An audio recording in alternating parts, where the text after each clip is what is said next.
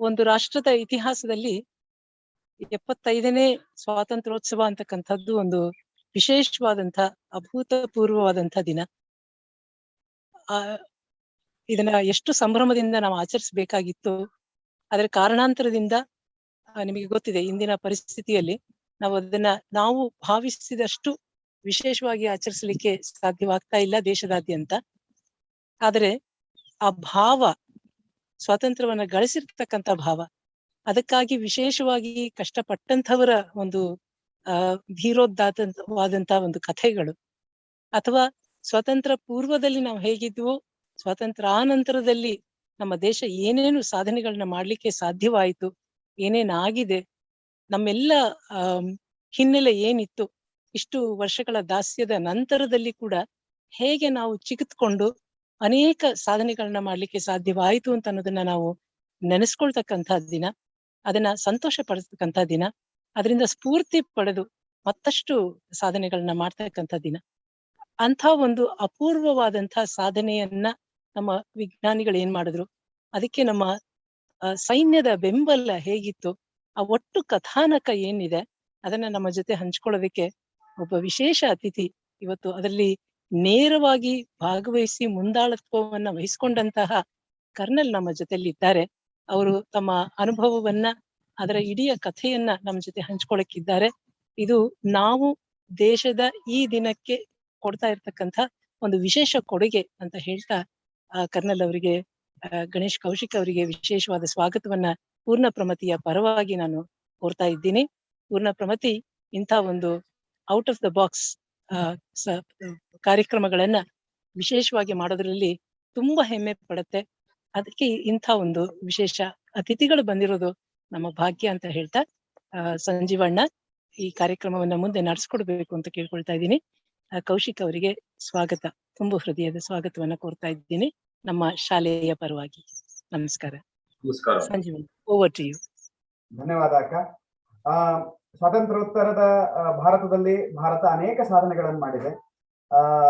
ವಿಜ್ಞಾನ, ತಂತ್ರಜ್ಞಾನ, ಮಾಹಿತಿ, ಆಮೇಲೆ ಆಹಾರ ಉತ್ಪಾದನೆ, ಅನೇಕ ಕ್ಷೇತ್ರಗಳಲ್ಲಿ ಗಣನೀಯವಾದ ಸಾಧನೆ ಮಾಡಿದೆ. ಆದ್ರೆ ಪ್ರಮುಖವಾದ ಸಾಧನೆ ನಮ್ಮ ರಕ್ಷಣಾ ವ್ಯವಸ್ಥೆಯಲ್ಲಿ ಅನೇಕ ಯುದ್ಧಗಳನ್ನು ಮಾಡೋದಾಗಿರಬಹುದು, ಅನೇಕ ಶತ್ರುಗಳ ಆಕ್ರಮಣವನ್ನ ತಡೆ ಹಿಡಿಯೋದು, ಅದ್ರ ಜೊತೆಗೆ ನಮ್ಮ ಸಾಮರ್ಥ್ಯವನ್ನ ವೃದ್ಧಿ ಮಾಡ್ಕೊಳ್ಳೋದು, ನಮ್ಮ ರಕ್ಷಣಾ ಸಾಮರ್ಥ್ಯವನ್ನ ವೃದ್ಧಿ ಮಾಡ್ಕೊಳ್ಳೋದು ಕೂಡ ಅದರಲ್ಲಿ ಒಂದು ಪ್ರಮುಖವಾದ ಪಾತ್ರವಾಗಿತ್ತು. ಅಂತಹ ಪ್ರಮುಖವಾದ ಪಾತ್ರ ನಾವು ಅಣುಶಕ್ತಿಯ ಒಂದು ಕೇಂದ್ರವಾಗೋದು ಹಾಗೂ ನ್ಯೂಕ್ಲಿಯರ್ ಪವರ್ ಆಗಿ ಹೊರಹೊಮ್ಮಿದ್ದು. ಅಂತಹ ಒಂದು ಅದ್ಭುತವಾದ ಕೆಲಸ 1998ರಲ್ಲಿ ಆಯಿತು. ಅದನ್ನ ಆಪರೇಷನ್ ಶಕ್ತಿ ಅನ್ನುವಂತಹ ಪ್ರಾಜೆಕ್ಟ್ ಅನ್ನ, ಅಥವಾ ಅದನ್ನ ಮೊದಲು ಸ್ಮೈಲಿಂಗ್ ಬುದ್ಧ ಅನ್ನುವಂತಹ ಒಂದು ಪ್ರಾಜೆಕ್ಟ್ ಆಗಿತ್ತು 74ರಲ್ಲಿ. 98ರಲ್ಲಿ ಅದು ನಾವು ಭಾರತ ಇಡೀ ವಿಶ್ವಕ್ಕೆ ಒಂದು ಅಣುಶಕ್ತಿಯಾಗಿ ಹೊರಹೊಮ್ಮಿ, ಒಂದು ನ್ಯೂಕ್ಲಿಯರ್ ಸೂಪರ್ ಪವರ್ ಆಗಿ ಹೊರಹೊಮ್ಮಿ ಇಡೀ ಜಗತ್ತಿಗೆ ಒಂದು ಸ್ಟೇಟ್ಮೆಂಟ್ ಕೊಟ್ಟಂತಹ ದಿನ. ಆ ಒಂದು ಪ್ರಾಜೆಕ್ಟ್ ಅನ್ನ ಲೀಡ್ ಮಾಡಿ ಅದನ್ನ ಕಮಾಂಡಿಂಗ್ ಆಫೀಸರ್ ಆಗಿ ಕೆಲಸ ಮಾಡಿದವರು ನಮ್ಮ ಕನ್ನಡಿಗರು. ಅದು ನಮ್ಮ ಹೆಮ್ಮೆ. ಕರ್ನಲ್ ಶ್ರೀ ಗೋಪಾಲ್ ಕೌಶಿಕ್ ಅವರು ಇವತ್ತು ನಮ್ಮ ಜೊತೆ ಇದ್ದಾರೆ. ಸ್ವಾತಂತ್ರ್ಯೋತ್ಸವದ ಸುವರ್ಣ ಮಹೋತ್ಸವದ ಈ ಸಂಧಿ ಒಂದು ಕಾಲದಲ್ಲಿ, ಇವತ್ತೊಂದು ಅದ್ಭುತವಾದ ದಿನದಲ್ಲಿ ನಮ್ಮ ಭಾರತ ನ್ಯೂಕ್ಲಿಯರ್ ಪವರ್ ಆಗಿ ಹೊರಹೊಮ್ಮಿದಂತಹ ಆ ಅದ್ಭುತವಾದ ಗಾಥೆಯನ್ನ, ಆ ರೋಚಕವಾದ ಗಾಥೆಯನ್ನ ನಾವು ಕರ್ನಲ್ ಗೋಪಾಲ್ ಕೌಶಿಕ್ ಅವರ ಬಾಯಿಂದನೇ ಕೇಳೋಣ. ಹೆಚ್ಚು ಸಮಯ ನಾನು ತಗೊಳ್ಳೋಕೆ ಇಚ್ಛೆ ಪಡೋದಿಲ್ಲ, ಯಾಕಂದ್ರೆ ಸಾಕ್ಷಾತ್ ಕೌಶಿಕ್ ಅವರೇ ನಮ್ಮ ಜೊತೆ ಇದ್ದಾರೆ. ಗೋಪಾಲ್ ಕೌಶಿಕ್ ಅವರಿಗೆ ಪೂರ್ಣ ಪ್ರಮತಿಯ ಪರವಾಗಿ ಹೃತ್ಪೂರ್ವಕವಾದ ಸ್ವಾಗತವನ್ನ ನಾನು ಕೋರ್ತೇನೆ. ಸರ್, ನಾವು ಐ ಲೆಟ್ ಯು ಸ್ಪೀಕ್. ನೀವು ನಿಮ್ಮ ಕಥೆಯನ್ನ ನಮ್ಮ ಎಲ್ಲ ವೀಕ್ಷಕರಿಗೆ ಹೇಳಬೇಕು ಅಂತ ನಿಮ್ಮಲ್ಲಿ ಮನವಿ. ನಮಸ್ಕಾರ sir.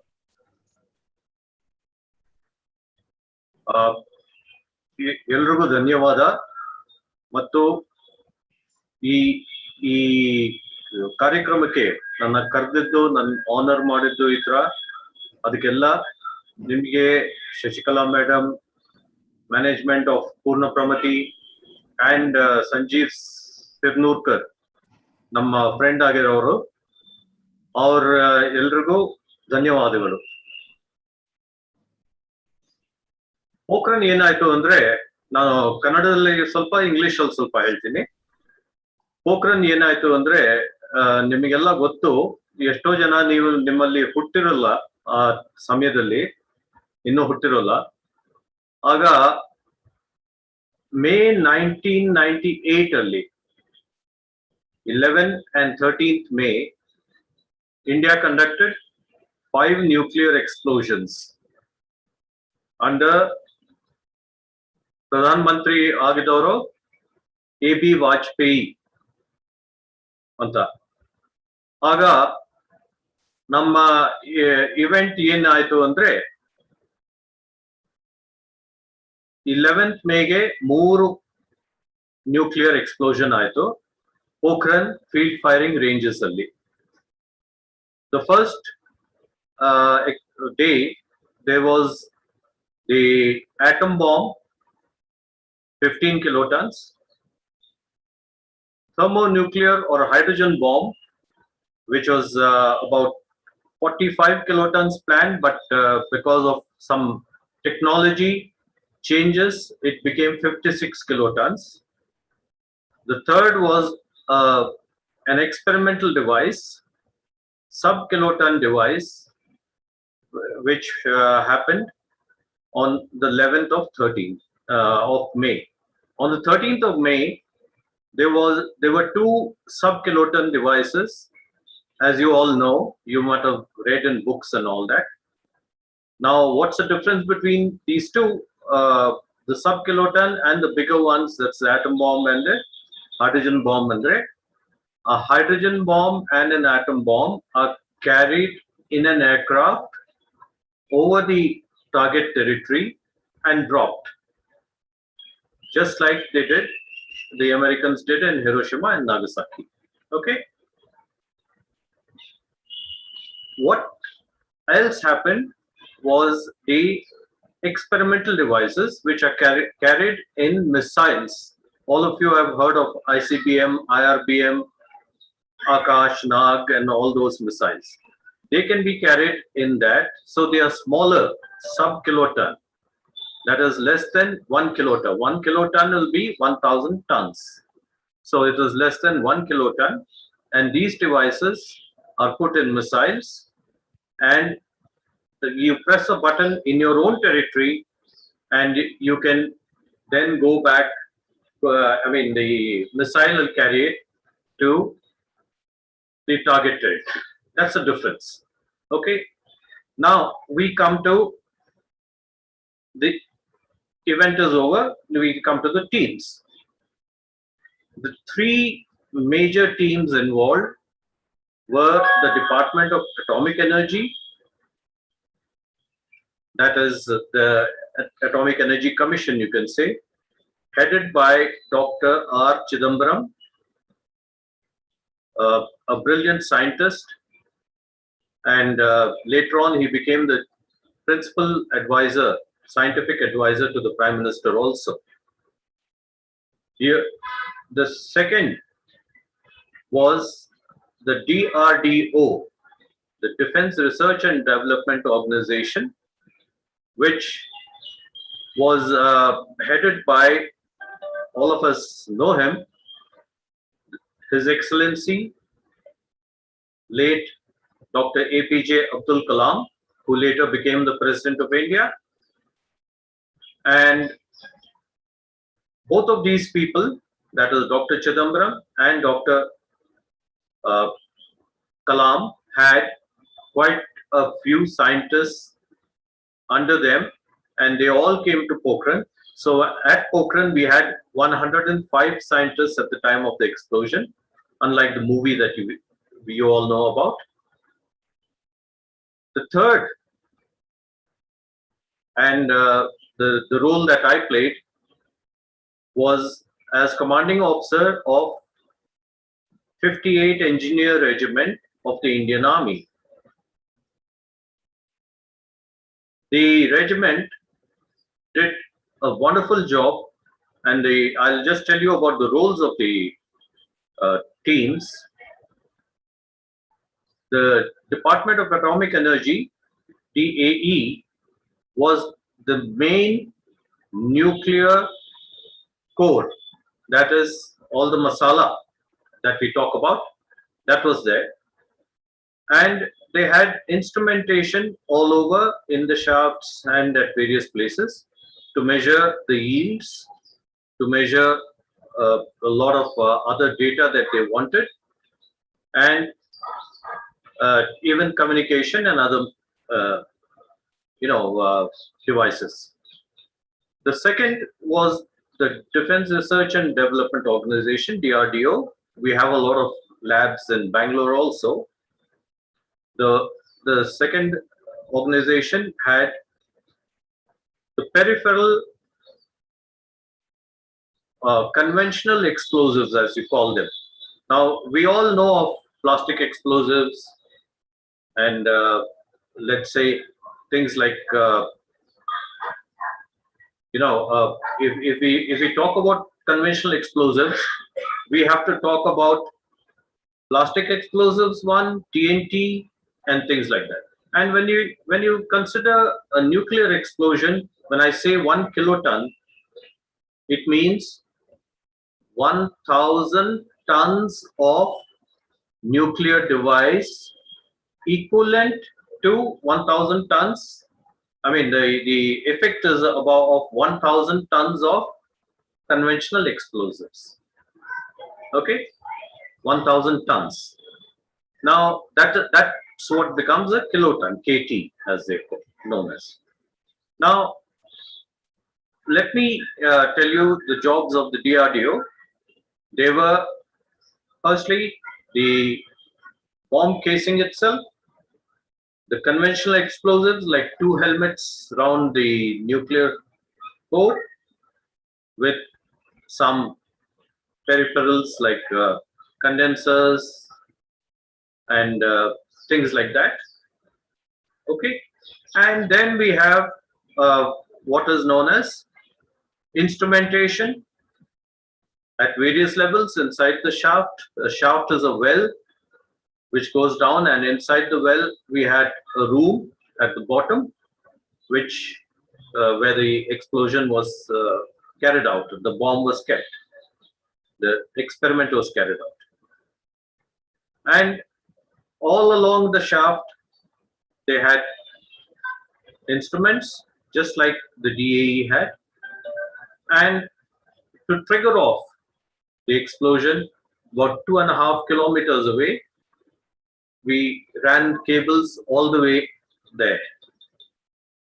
This is a lot of cables, communication, instrumentation, and all that. Third job of theirs was coordination.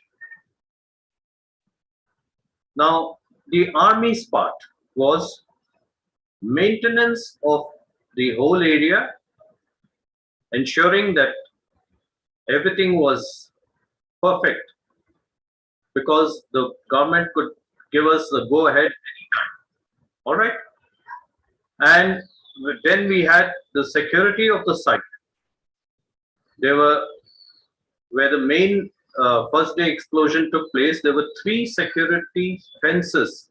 The outer periphery of the outermost fence was 24 kilometers and it had 13 guard posts.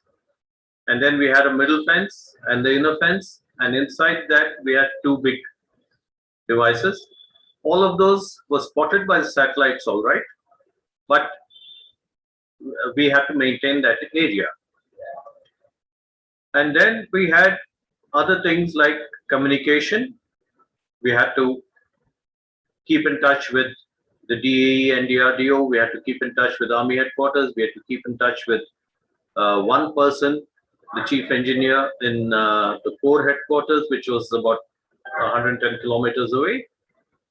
So, sorry, about 210 kilometers away.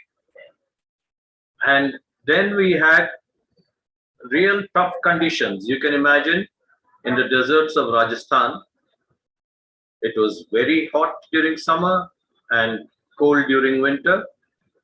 It was something like 51 degrees Celsius in summer and in the peak of summer, and in the peak of winter it went down to -4, -5 degrees Celsius. So that was the conditions under which we worked. The sandstorms were plenty. There were a lot of sandstorms, and then we had snakes and scorpions also. So we had to put up with all this and do our work also. Then we had a task that was the reception and giving the scientists uniform. A regiment of an engineer regiment of the size I commanded had about 898 people. So removing about 100 who were on leave and courses and all that, we had almost 800 people. Okay, now 800 people plus 105 scientists plus we had about 50-60 other people who were around, who came from the Corps headquarters, army personnel with their vehicles and things like that. That came to almost, let's say, about 1100 people milling around there, about 1000 people, let's say, milling around there. And we had to keep all the movements secret without satellites catching them. We had cases of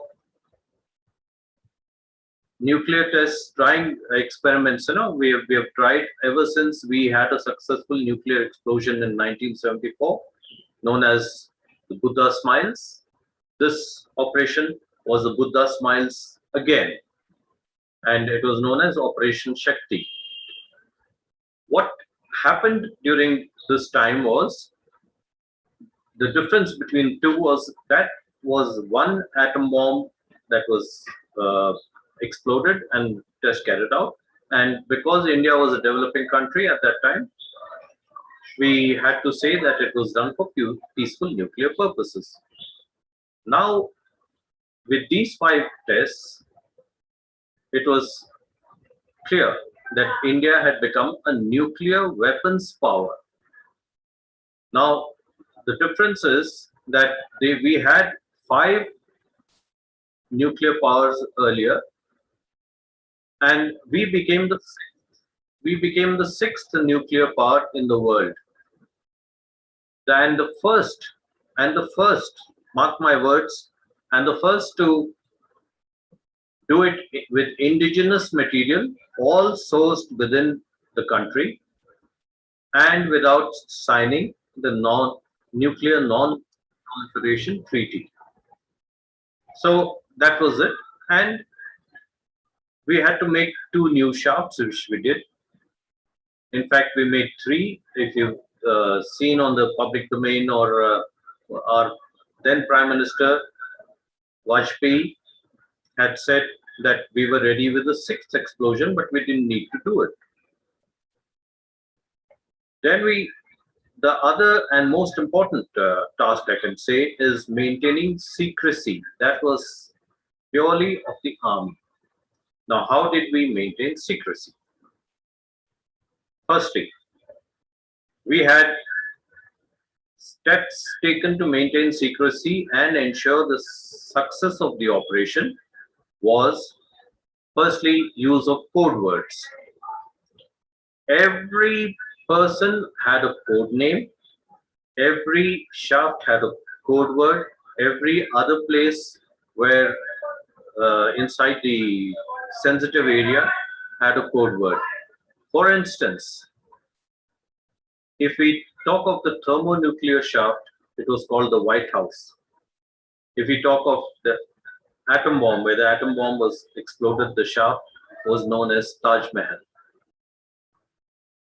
Dr. Kalam was called Major General Prithviraj. Similarly, Dr. Chidambaram, who headed the DAE, was called Dr. Natraj. I mean, Major General Natraj. So that's how it all happened. I myself was called Kumar. So when we spoke, even when we spoke face to face, when a third person was there, we only spoke in code words. So the other person would not understand. And on telephone, of course, we had to speak on code words, using code words only. That was the amount of secrecy that we had to maintain. What else we did? We carried out a lot of dummy activities. How? Suppose we had to have a shaft and we had to carry out, we knew, for instance, that the satellites are watching us. Because in 1995 and 96, there is a book called, I don't know if you can see it, my camera is very hazy. It's called Engaging India by a person called Stoke Talbot, who was then Deputy Secretary of State in the United States. And he and our then Foreign Minister, Mr. Jaswant Singh, engaged in talks after sanctions were imposed because of these tests. They had imposed certain sanctions on us. And to ease out the sanctions, these gentlemen met and spoke. Long discussions they had, a number of discussions, and that's what happens. That's what the book is about. Now, in 95, this book very clearly says, in 95, during the time of Prime Minister Narasimha Rao, he had given orders to prepare. At that time, the satellite detected activity at the site, and it was, Bill Clinton came online and asked Narasimha Rao to stop. In 1996, there was 13 days of the BJP government under Prime Minister Vajpayee. He had also given orders to prepare, and also he had said, go ahead. But then his government lasted only 13 days. Without a government being there, you cannot carry out a nuclear explosion. That's quite clear to everyone. The next thing we did was we carried out a lot of innovation. Now, what kind of innovation? I must tell you. Firstly, we had cricket matches on a ground where the regimental headquarters was 10 kilometers away from the sensitive area. We had cricket matches with full fanfare. We had shamiana around, we had colored flags, we had 2 big vehicles with white screens to serve as a side screen, and most importantly, we had a running commentary also running, and we played cricket on Sundays. Now, if a regiment can play cricket, then nothing much could be happening there. That was only what we thought the satellites might have concluded, or whoever is watching us may have concluded. So we arranged a lot of cricket matches, one. So that was part of the dummy activity. But it was innovation, all right. The second part of the innovation was, when we went into the shaft, we'd go about 100 meters in a bucket-like device held up by a rope, which went over a pulley and went to the winder of the rope on top or at the ground level. And then the shaft, we used to go down in the shaft, get into that bucket and go down. When we went about 100 meters down or 100 feet down, let's say, it would be pouring groundwater would be pouring inside, just like monsoons, like it was like standing out in the rain, and everyone would get drenched. Now, we found this very cumbersome. We went 100 meters and we'd be drenched. So we had to wear raincoats, duck back raincoats and caps on top. So we started with raincoats and caps, and when we went down, we'd be immersed in sweat.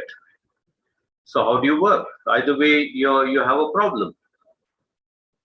That's when we came out with one more idea of making channels around the shaft. The shaft was about 14 feet in diameter. So along the walls of the shaft, we made channels, metal channels. And from the lowest point, that's where we drilled a hole, we led a rubber pipe or a plastic pipe down to the next channel. At every 100 feet, we had channels. And later on, when we had to go and when the scientists had to go, they could just go in shorts and not get wet. That was the second innovation. The third and most important innovation that we did was what is known as the billiard sticks concept. In January 1998, I carried out an experiment where the scientists had told us that up to 4 meters from the bottom, we had to fill the place with sandbags. So sandbags were kept at the top, at ground level, around the shaft. I carried out an experiment. How do we lower the sandbags? We had to go so many feet down. How do we lower them? So they found that there was a cage made particularly for this. So once I asked my troops to load a sandbag, all the sandbags in one cage. It could hold 40 sandbags, and we lowered it down, removed the sandbags there, came up, and again we were ready for the next loading. That's one turnaround of the place. When we did that, we came to know that 40 sandbags can be lowered, and it took 40 minutes. Now to load up to 4 meters height from the bottom of the shaft with a shaft which was 14 feet diameter, we had to have about 5,000 sandbags. If 40 minutes takes lower 40 sandbags, that is 1 minute per sandbag. And if you have to have 5,000 sandbags down below, we had to say that it would take at least 4 to 5 days with adequate rest and recreation. I mean, whatever, R&R, as you rest and recreation for men and things like changing of parties, the lunch and all that. It would take all of 4 to 5 days because one day, 24 hours, has only 40 minutes. So we came out with what is known as the billiard sticks concept. I won't explain that to you, but we used pipes and scrap material that was in Pokhran at that time.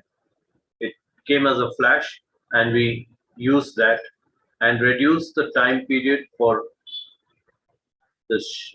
Instead of the sandbags, we reduced the time period from 4 to 5 days to 1.5 hours. We could get everything ready in 1.5 hours.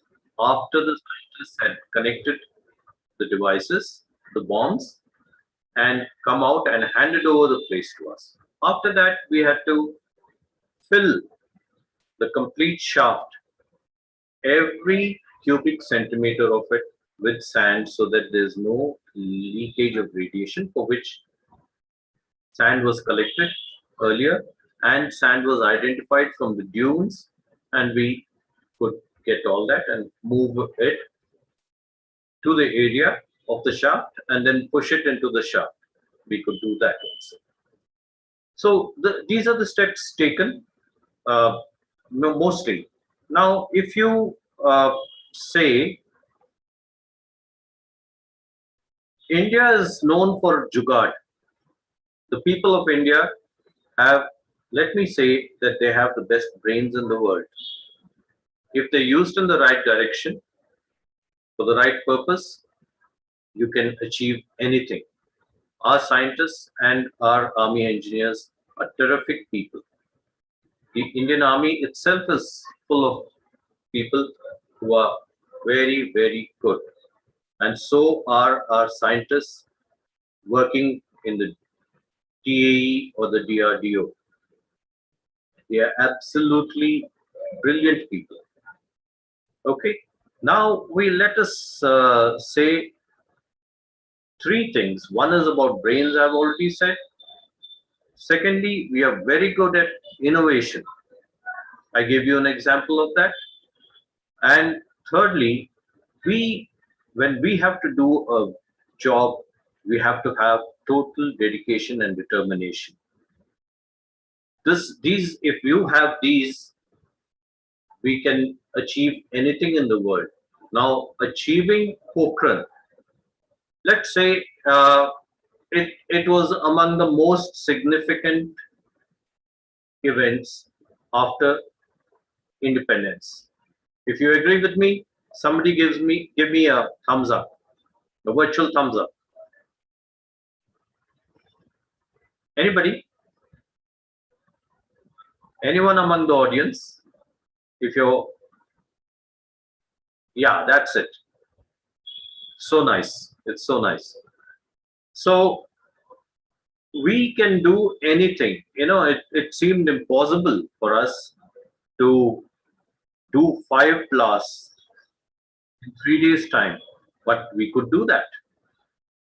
It seemed impossible to stem the shafts means to fill the shafts with sand. Can you imagine something which is 14 feet in diameter and 1,000 feet in depth? How do you fill it with sand? 3 of them in one night. Well, we could achieve that. That was the army's job, and we could achieve that. We had wonderful people in the army. Let me give you a few names. The person in the main sensitive area looking after the whole company there was commanded by one Major Sunit Sharma, who later on became a brigadier. The outer periphery was guarded by one Major Parvinder Singh, who later on became a colonel.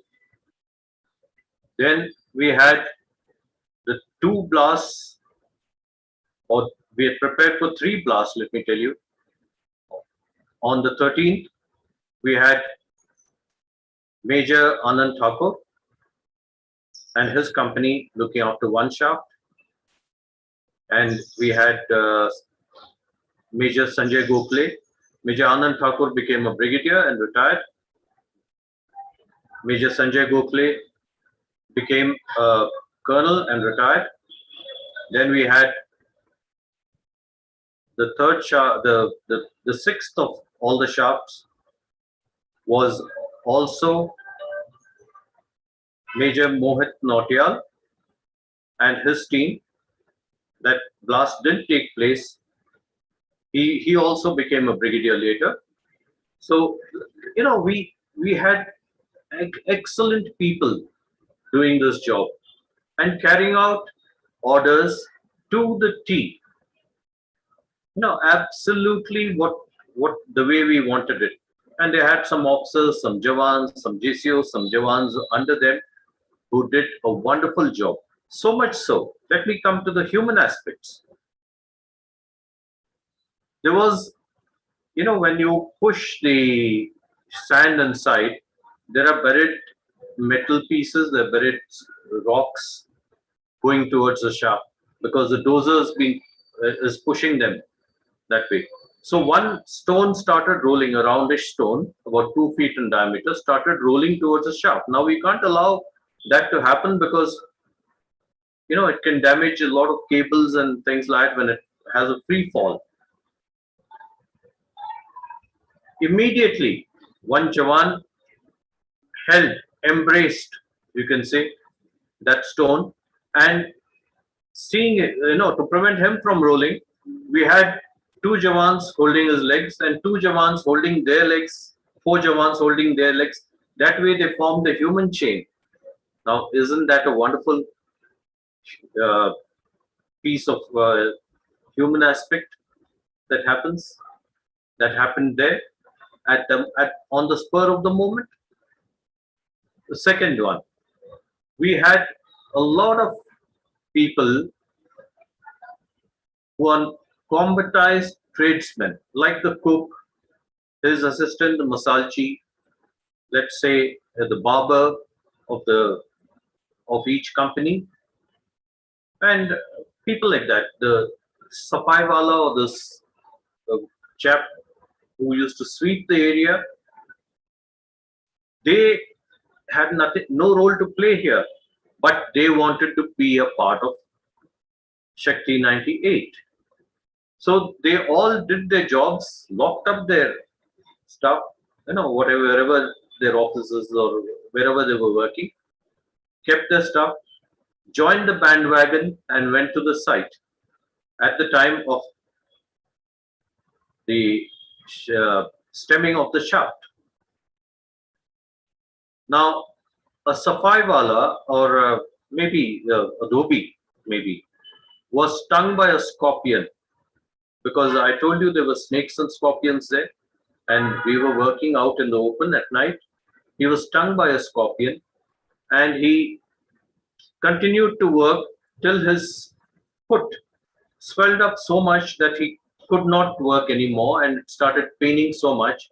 And he removed his boots, and he was, looking at the spot when our our regimental medical officer happened to go there at site, and he saw that and he treated him. Now, that's another human aspect, that people who had no role to play there wanted to be there and help in India becoming a nuclear weapons power. Third, there was a family of the great Indian bustard, a kind of tall bird. You must have seen it. If you switch on YouTube, you can see it.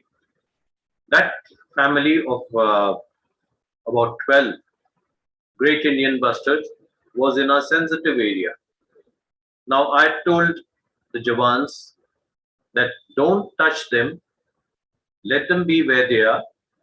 Otherwise, your grandchildren will see them only in textbooks or magazines or things like that. They won't see them anywhere, because these birds were nearing extinction. Because of various reasons, people had killed them here and there and all that. Now, that was followed again by the Jawans. They didn't touch a single bird. And by the time I left the unit in October 1999, the family of 12 had grown to a family of 18 or 19. Now that's the army for you. Beautiful, absolute human aspect of what we did in Pokhran, living with nature. That's what we did. So I've finished my story. Whoever has questions can ask me. If they are available on the internet, you can go onto the internet and see. Otherwise, I'll answer your questions for you.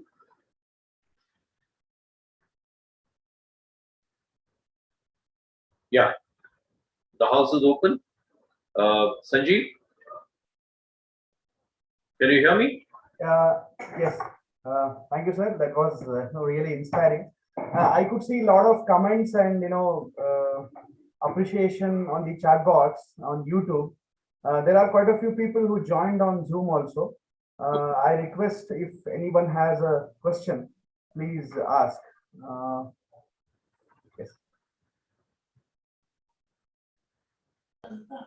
Namaste, sir. This is Raghuram. I'm one of the team members of Sanjeevana, can I ask? Please go ahead, Anna. Yeah. So, I mean, we get goosebumps hearing all these things, but before this, the only thing we knew was about that film and all which came. So, I mean, what is the actual motive behind stopping us from doing our nuclear explosion or deterrent or whatever? I mean, what is the need to listen to the so-called big powers?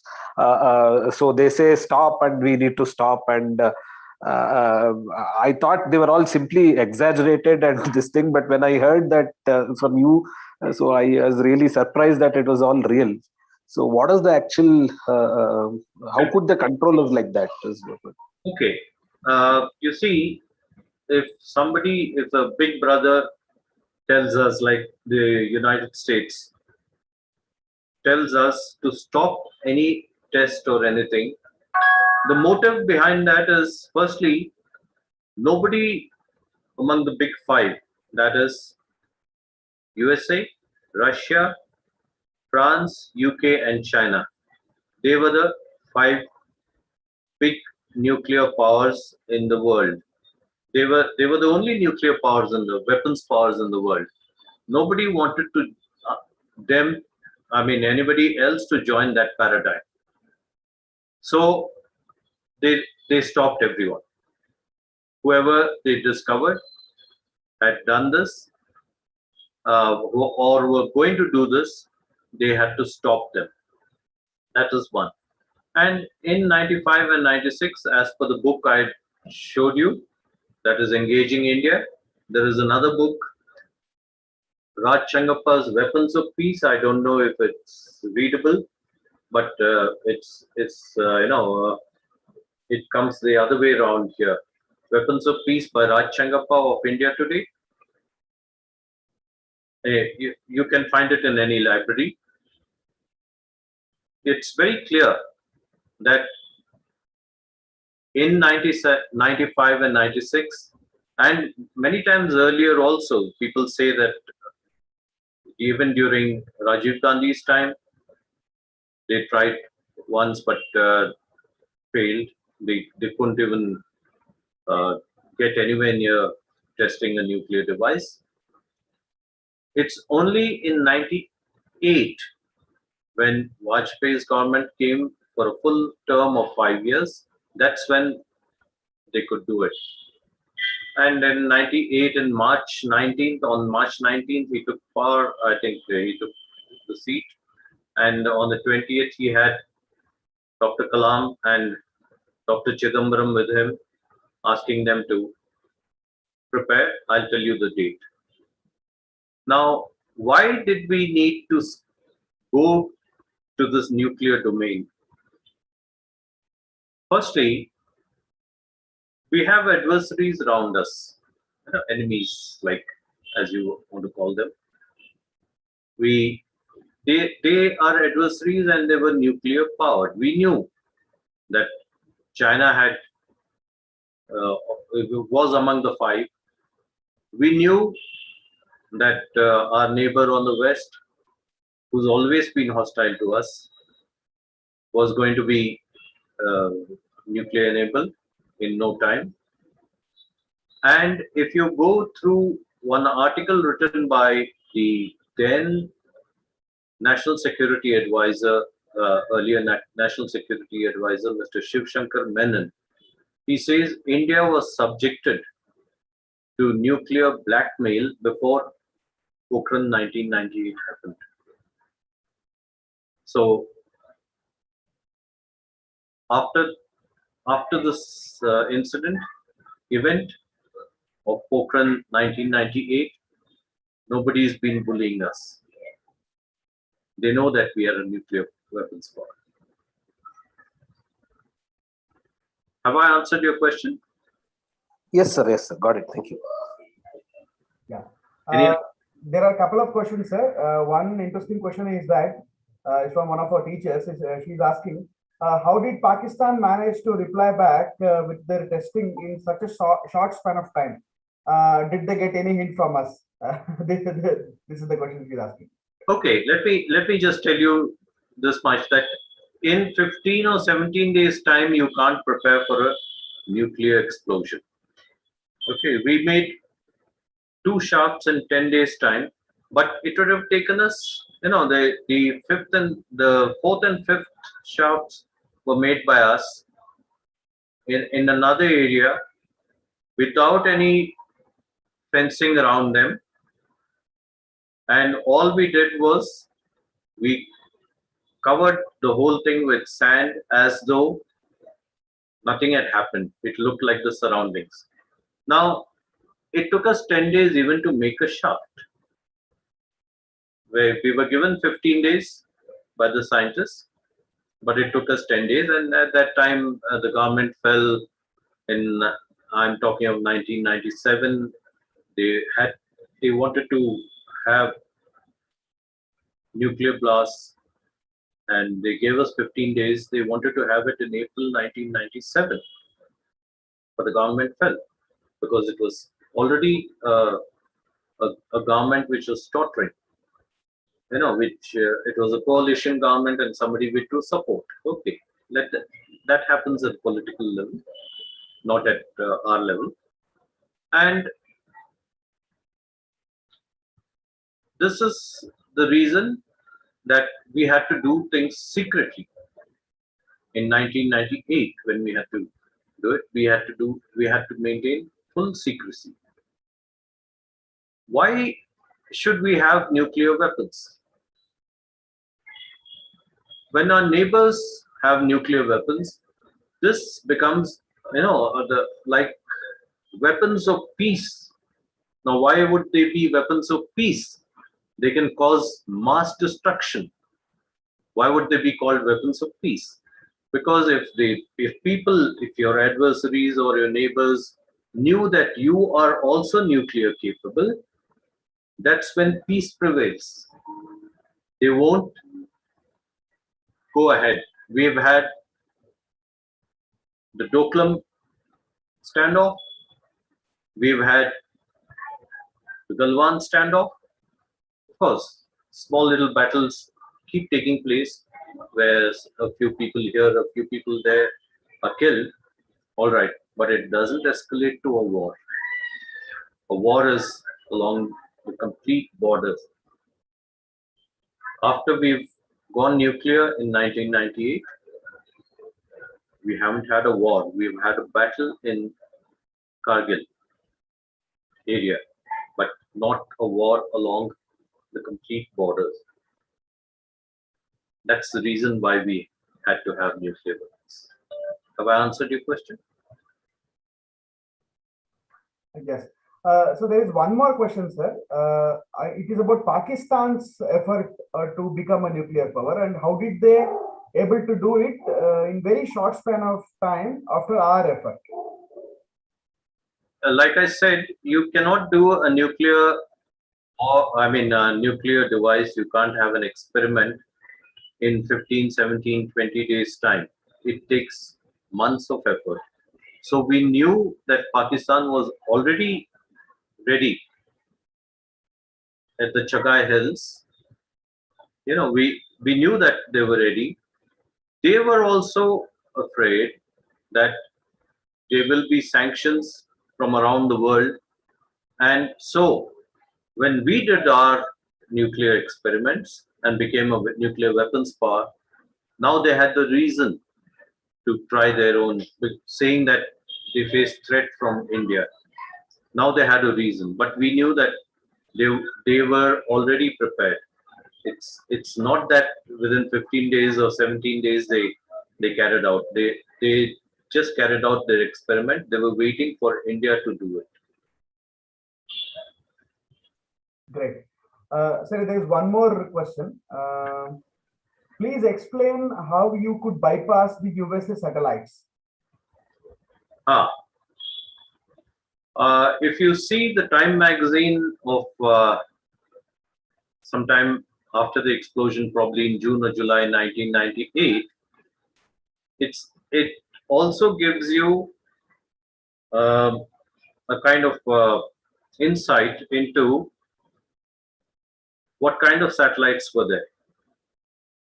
There were two KH-12 satellites on top, each costing $1 billion, which could pick up a paperback notebook or something of this size on the ground. The resolution was that good. There were also two lacrosse satellites, again costing $1 billion, whose wingspan about 40 meters, and they could see through dust storms, sandstorms that is, They could see through all this clouds and sandstorms, and all of them had night vision capability. So how did we manage to do it? I told you about a lot of dummy activities that we did. We went to some area where we found a well. We sent a dozer there. For one whole month, they started piling up sand over there. Then one day we went with full of fanfare. We went to that spot about 30 kilometers away. We went to the spot. We put some smoke bombs inside so that smoke could come out. We had some cables running out from there. That was only for the satellites to watch and then, carry out their analysis, and then nothing happened.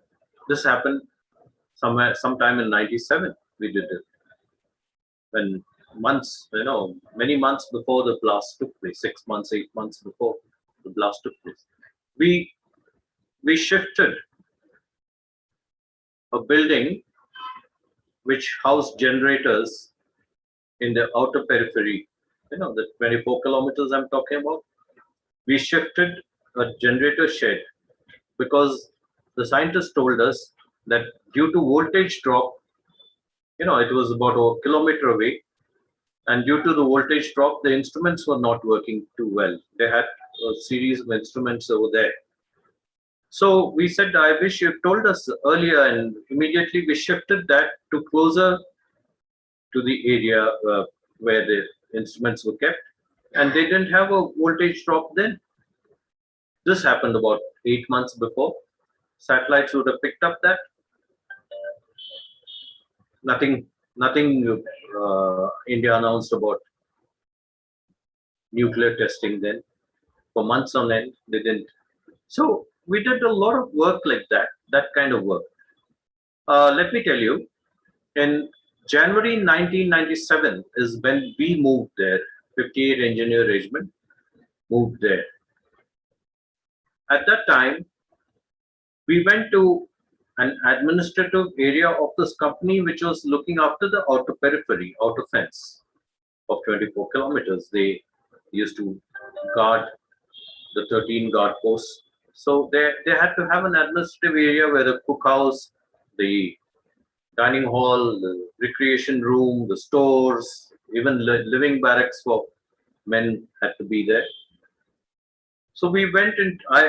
The previous commanding officer of the other regiment, which was there before us, and both of us went there because he was showing me the sensitive area. We went in. When I looked to the right, we found a lot of. I found a lot of tent plinths only at the plinth level. There were tent plinths and a bathroom plinth, a smaller plinth adjacent to each. There were about 25 of them over there.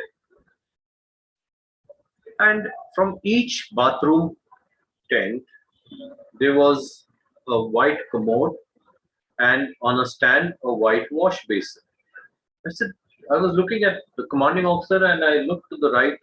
That's where I found these. While we were going inside, I said, why do we need these? They said, when the scientists come, they come in numbers of 100 plus, I told you. So we have to vacate 2 barracks.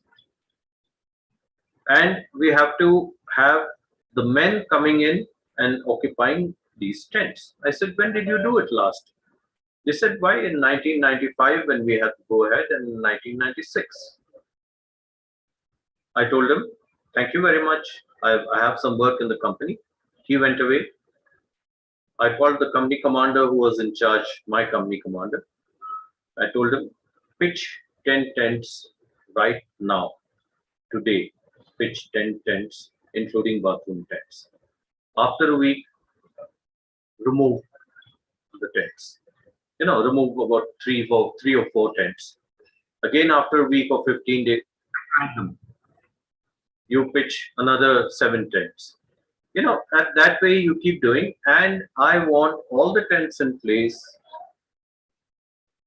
much before the go-ahead is given, when we are preparing for the go-ahead, I want all the tents in place. Now, what do you think could be the reason for this?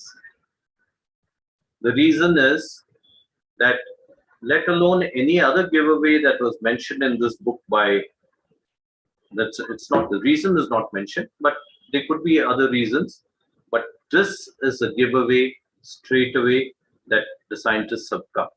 Instead of that, right through for 1.5 years, you keep doing this. The satellites will think, and nothing happens. After tents are pitched, nothing happens. So that is how you put the satellites to a slumber. They may have any number of satellites, but satellites were put to a slumber. Each of them costing $1 billion. 4 satellites were there for this place and Chega Hills together. That's how we do. Kind of hoodwink the satellites.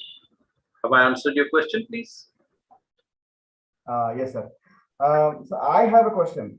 Yeah. I mean, after the successful, operation, whatever the explosion, so you must have, faced a lot of issues, right? I mean, once it is revealed that who were involved in the project, in the entire operations, people might have spied you, so you might have kept that secrecy for quite a long time. So, what was the afterlife of the explosion for all your team members, yourself, and the people who are involved in the entire operation? Yeah, there were some threat calls and all that to me particularly, and we looked after them.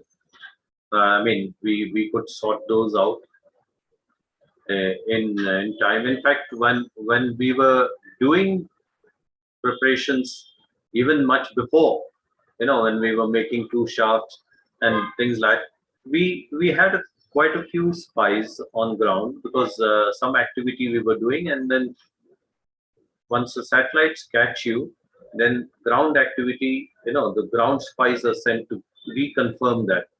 So we did face some problems, but that's okay. That we had expected, and that's how things work. For other things, you can go through the internet and find what all we did. There's very less time here to be telling you everything, and there are some things which, of course, on the internet you'll find. Yes, thank you, sir. One lighter question I would like to ask. So, recently we have seen a movie on the Pokhran operation. Yeah. So, did they consult you? I mean, I'm sure a lot of things have mixed up there. I'm not so sure whether they have consulted you. They have taken the expert opinion of you and the people who involved in the project. Okay, let me just tell you that I met the director of John Abraham Productions, JA, as they call it, entertainment and things like. His name was one Abhishek Sharma. I met that person once in Bombay, and the second in command, the one after me, Mohan Kumar Sharma, he was there, who retired as a colonel. He was the army consultant. If you see the honors that were given, before the movie, my name appears in that list. And after the movie, they give all those people who were involved in this movie. In that, the army consultant is Mohan Kumar Sharma, Colonel Mohan Kumar Sharma. You can read that when you see the movie again. All right, and then they did have a lot of masala in it for the movie to sell. We had no IAS officer, so John Abraham was struck out. We had nobody from the RAW, so Diana Penty struck out. So you strike out the hero and the heroine of the movie. There was nobody from ISRO with us, so that's struck out. We had only the DRDO and the TAE. So you can say those 2 scientists, but we had 105 scientists whereas they were just the Panch Pandavas and John Abraham playing the role of Krishna. We didn't have anybody that way. We had only two agencies and 105 scientists, and the army, of course, plenty of the army. There were a lot of deception and measures and things like that we took. For instance, we had to get a lot of vehicles from outside in the core zone from other units. So we put camouflage nets horizontally where a vehicle could go in, and after the vehicles, we inducted the vehicles at night and then put the sides of the camouflage net down. That we did 4-5 days before the explosion. Nobody was any the wiser about vehicles coming in. We had to have a lot of equipment coming in. We took them 80 kilometers ahead to Jaisalmer, where we had made some sheds for ammunition, in case of a war. We took those civil vehicles, trucks, right up till there, and unloaded them, sent the trucks away, and then put all that material in military trucks and brought them to a sensitive area. We did a lot of work like that. A lot of work that the army has done. It'll take at least 2 hours for me to explain everything. So that's it. Yes, absolutely, sir. I mean, the dedication and hard work of more than a decade cannot be explained in just 1 hour. I mean, we could only expect a glimpse of it. I'm sure about that. ಇನ್ನು time ಇದೆ ನಮಗೆ, ಇನ್ನೊಂದು 5-10 ನಿಮಿಷ time ಇದೆ. ಏನಾದ್ರು ಪ್ರಶ್ನೆಗಳಿದ್ರೆ ಕೇಳಬಹುದು. YouTube ಅಲ್ಲಿ ಪ್ರಶ್ನೆಗಳಾಯ್ತು, ಅಷ್ಟೇ ಪ್ರಶ್ನೆಗಳಿದೆ. ಇನ್ನು ಇಲ್ಲಿ ಏನಾದ್ರು ಪ್ರಶ್ನೆಗಳಿದ್ರೆ ಕೇಳಬಹುದು. ಕನ್ನಡದಲ್ಲಿ ಕೇಳಿ ಪರವಾಗಿಲ್ಲ, ನನಗೆ ಬರುತ್ತೆ. ನಮಸ್ತೆ ಕರ್ನಲ್, ಥ್ಯಾಂಕ್ ಯು. ಕನ್ನಡಿಗರು ಒಬ್ರು ಈ ತರದ ಒಂದು ಬಹಳ ಪ್ರಮುಖವಾದಂತ ಕಾರ್ಯವನ್ನ ಲೀಡ್ ಮಾಡಿದ್ರು ಅಂತ ಅನ್ನೋದಕ್ಕೆ we are very proud of it. And it was very, ಮೊದಲೇ ಇವ್ರು ಹೇಳಿದಾಗೆ, ರಘುರಾಮ್ ಹೇಳಿದಾಗೆ, ಗೂಸ್ ಬಂಪ್ಸ್ ಈ ತರದ್ದೆಲ್ಲ ಕೇಳುವಾಗ ಈ ತರದ ಇನ್ಯಾವುದಾದ್ರು ಅಂದ್ರೆ ಮಿಲಿಟರಿ ಇನ್ಯಾರು ಸೈಂಟಿಸ್ಟ್ ಇರ್ಬೋದು ಅಥವಾ ಇನ್ಯಾವುದಾದ್ರು ಒಂದು ಈ ತರ ಒಂದು ಮೇಜರ್ ಕಾರ್ಯಗಳನ್ನ ಮಿಲಿಟರಿ ಕೈಗೊಂಡಿದ್ದ ಜಾಯಿಂಟ್ ವೆಂಚರ್ ಅಂತ ಹೇಳಿ, ಆ ತರದ್ದು ಏನಾದ್ರು ಅನುಭವ ಇದೆಯಾ? ಅಂದ್ರೆ ಈ ನ್ಯೂಕ್ಲಿಯರ್ ಎಕ್ಸ್ಪೆರಿಮೆಂಟಲ್ ಅಲ್ಲ, ಇನ್ನೇನಾದ್ರೂ ಆಗ್ಬೇಕಾದ್ರೆ ಆರ್ಮಿ ಅಂಡ್ ಸಿವಿಲ್ ಕೋಆಪರೇಷನ್ ಇರ್ಬೇಕಾದ್ರೆ ನಮ್ಮ ಎಷ್ಟೋ ಇದೆ. ಈಗ ಕುಂಭಮೇಳ ಆಯ್ತು, ಅದರಲ್ಲಿ ಆರ್ಮಿದು ಇತ್ತು, ಸಿವಿಲ್ ಅವ್ರದ್ದು ಇತ್ತು ಕೆಲ್ಸಗಳು, ಅವೆಲ್ಲ ಮಾಡಿದೀವಿ. ಆಮೇಲೆ ನೀವು ಬರೀ ಸಿವಿಲ್ ನೋಡ್ಬೇಕಾದ್ರೆ ISR ಎಷ್ಟೋ ಒಂದು ಸ್ಯಾಟಲೈಟ್ಸ್ ಎಲ್ಲ ಕಳಿಸಿದೆ. ನಿಮಗೆ ಜುಗಾಡಲ್ಲಿ ನಾನು ಹೇಳಿದ್ನಲ್ಲ, we are good at doing innovations and jugaad. Let us say the Mars explorer that we sent, ನಾವು ಕಳಿಸಿದ್ವಲ್ಲ, ಅದು ಹಾಲಿವುಡ್ ಮೂವಿ ಗ್ರಾವಿಟಿ ಅಂತ ಇದೆ, ಎಷ್ಟೋ ಜನ ನೋಡಿರ್ಬೇಕು. ಅದ್ರ ಬಜೆಟ್ಗಿಂತ ಕಮ್ಮಿ ಬಜೆಟ್ ಅಲ್ಲಿ ನಾವು ಮಾರ್ಸ್ ಕಳಿಸಿದ್ವಿ satellite. That is what India is capable of doing. Budget of a Hollywood movie was more than our mission to Mars, MOM as we call it. Yes. So ಇನ್ನೊಂದು ಪ್ರಶ್ನೆ ಇದೆ. Do we need a test again? Are there any possibilities ಅಂತ ಒಬ್ರು ಕೇಳ್ತಾ ಇದ್ದಾರೆ. That's a very sensitive question, and I won't be able to answer it because we don't need as of now. We don't know really.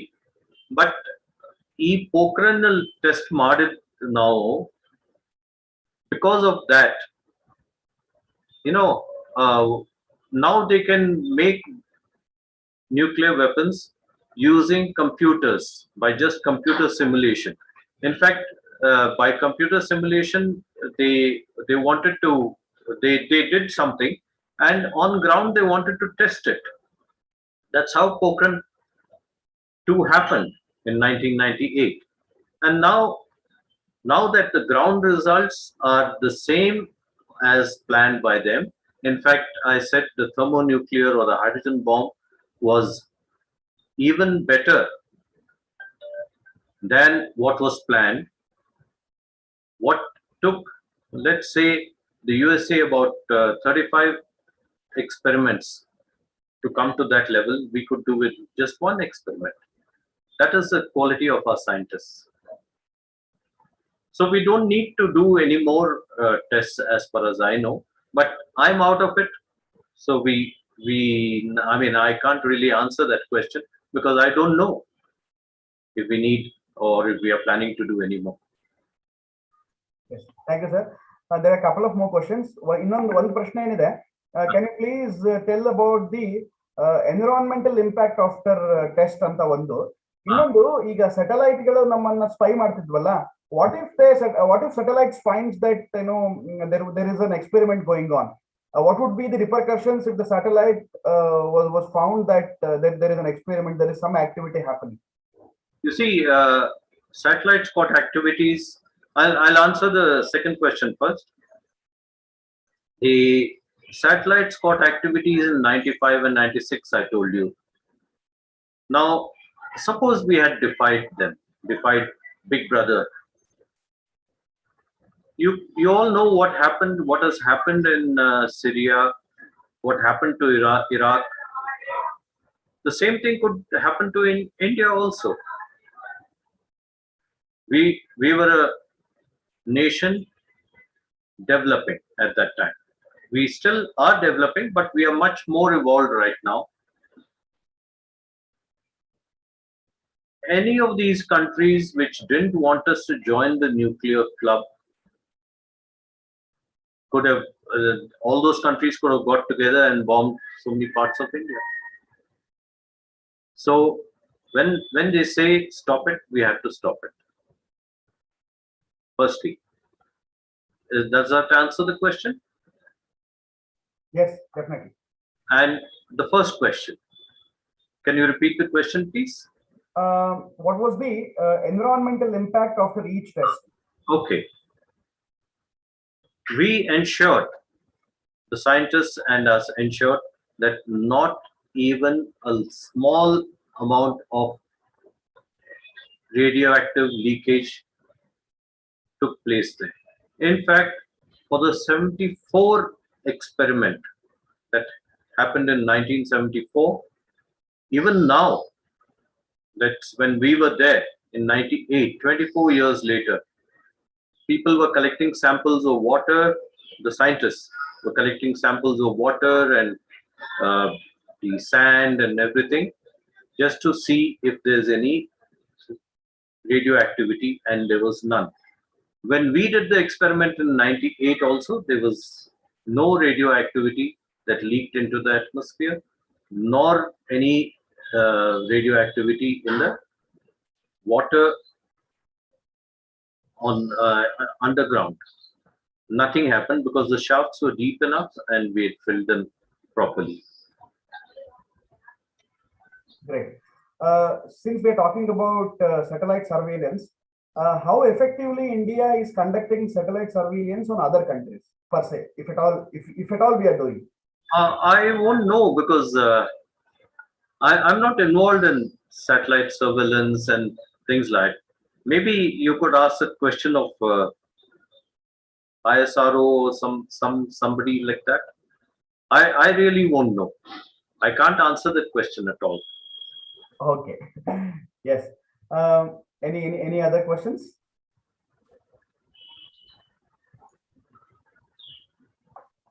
Okay. Great. Yeah, I think we're done, sir. On YouTube also, people fairly they are just congratulating you, and they are appreciating the efforts of Indian Army and the entire effort of this the Pokhran 2, where India could become a nuclear weapon power. So I take the extreme pleasure of concluding this program by saying that we are fortunate and we are happy in the mainland because the soldiers like you and others who are serving for us and day in and day out. And ನಾವು ನಮ್ಮ ಈ ಕೃತಜ್ಞತಾ ಭಾವವನ್ನ ನಮ್ಮ ಸೈನ್ಯಕ್ಕೆ ಹಾಗೂ ನಮ್ಮ ವಿಜ್ಞಾನಿಗಳಿಗೆ ದೇಶದ ರಕ್ಷಣೆಯನ್ನು ಮಾಡುತ್ತಿರುವಂತಹ ಎಲ್ಲರಿಗೆ ಸಮರ್ಪಿಸಬೇಕಾದದ್ದು ನಮ್ಮ ಆದ್ಯ ಕರ್ತವ್ಯ. ಇವತ್ತಿನ ಈ ಒಂದು ಅದ್ಭುತವಾದ ದಿನ, ಸಂಧಿಕಾಲ, ನಮ್ಮ ಸ್ವಾತಂತ್ರ್ಯ ಮಹೋತ್ಸವದ 75ನೇ ಒಂದು 75ನೇ ವರ್ಷ ಅಂದ್ರೆ ಅಮೃತ ಮಹೋತ್ಸವವನ್ನು ನಾವು ಆಚರಿಸ್ತಾ ಇದ್ದೀವಿ. ಕರ್ನಲ್ ಶ್ರೀ ಗೋಪಾಲ್ ಕೌಶಿಕ್ ಅವರು ನಾನು ವಿನಂತಿ ಮಾಡಿದ ಕೂಡಲೇ ಅವರು ನಮ್ಮ ಪೂರ್ಣ ಪ್ರಮತಿಯ ಬಳಗದ ಜೊತೆ ತಮ್ಮ ಒಂದು ಎಕ್ಸ್ಪೀರಿಯನ್ಸ್ ಅನ್ನ ಶೇರ್ ಮಾಡ್ಕೊಳ್ಳಕ್ಕೆ ಅವರು ಒಪ್ಪಿ ನಮಗೆ ಸಮಯ ನೀಡಿದ್ದಕ್ಕಾಗಿ ನಿಮಗೆ ಅನಂತ ಕೃತಜ್ಞತಾ ಪೂರ್ವಕ ಧನ್ಯವಾದಗಳನ್ನ ನಾನು ಸಮರ್ಪಿಸ್ತೇನೆ ಸರ್. ತುಂಬಾ ಧನ್ಯವಾದಗಳು. ನಿಮ್ಮ ಸುಮಾರು 1 ಗಂಟೆ ಸಮಯವನ್ನು ಕೊಟ್ಟು ನಿಮ್ಮ ಎಕ್ಸ್ಪೀರಿಯನ್ಸ್ ಅನ್ನ ನಮ್ಮ ಜೊತೆ ಶೇರ್ ಮಾಡ್ಕೊಂಡಿದ್ದೀರಿ. ಭಾಗವಹಿಸಿದ ಅನೇಕ ಜನ ಇಲ್ಲಿ ಇನ್ನೂ ಪ್ರಶ್ನೆಗಳನ್ನು ಕೇಳ್ತಾ ಇದ್ದಾರೆ. ಸಮಯ ನಮ್ದು ಮೀರಿದೆ. ನಾನು ಎಲ್ಲ ಪ್ರಶ್ನೆಗಳನ್ನ ಕಲೆಕ್ಟ್ ಮಾಡ್ಕೊಂಡು ನಿಮಗೆ ಒಂದ್ಸತಿ ಇಮೇಲ್ ಕಳಿಸ್ತೇನೆ. ನೀವು ಆ ಪ್ರಶ್ನೆಗಳಿಗೆ ಆಮೇಲೆ ಉತ್ತರ ಕೊಡಬಹುದು ಅಂತ ಹೇಳ್ತಾ ಧನ್ಯವಾದಗಳನ್ನ ಅರ್ಪಿಸ್ತೇನೆ ಸರ್. ತುಂಬಾ ಧನ್ಯವಾದಗಳು. ನಮಸ್ಕಾರ. ಧನ್ಯವಾದಗಳು. ಥ್ಯಾಂಕ್ ಯು ಎಲ್ರಿಗೂ. ನಮಸ್ಕಾರ. ಶಾಂತಿ ಮಂತ್ರ ಹೇಳಿ ನಮ್ಮ ಕಾರ್ಯಕ್ರಮ ಮುಕ್ತಾಯ ಮಾಡೋಣ. ವಸುದೇವ ಸುತಂ ದೇವಂ ಕಂಸಚಾಣೂರ ಮರ್ದನಂ ದೇವಕಿ ಪರಮಾನಂದಂ ಕೃಷ್ಣಂ ವಂದೇ ಜಗದ್ಗುರು. ಓಂ ಶಾಂತಿ ಶಾಂತಿ ಶಾಂತಿ. ಭಾರತ್ ಮಾತಾ ಕಿ ಜೈ. ನಮಸ್ಕಾರ.